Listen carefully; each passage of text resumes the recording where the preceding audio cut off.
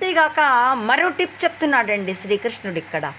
నబుద్ధి భేదం జనయేద్ అజ్ఞానం కర్మ సంగీనాం జోషయే సర్వకర్మాణి విద్వాయుక్త సమాచరన్. జ్ఞాని అయిన వాడు కర్మాసక్తుల యొక్క బుద్ధిని చెలింప చేయకుండా తాను కర్మాచరణ చేస్తూ వారి చేత చేయించాలి.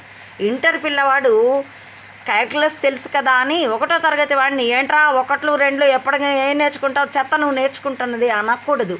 అక్కడి నుంచే తాను ప్రారంభమయ్యాడు కాబట్టి జనాల్ని ప్రోత్సహించాలి. వాళ్ళు ఇంకా అర్థం చేసుకోలేకపోతే ప్రేమగా కామిక కర్మలు వద్దు, దేహభ్రాంతిని దాటు, జ్ఞానం పట్ల ద్వేషం ఉండొద్దు, జ్ఞానాన్ని సత్యాన్ని ప్రచారించడానికి సహకరించు, చేత కాకపోతే పక్కకి తప్పుకో.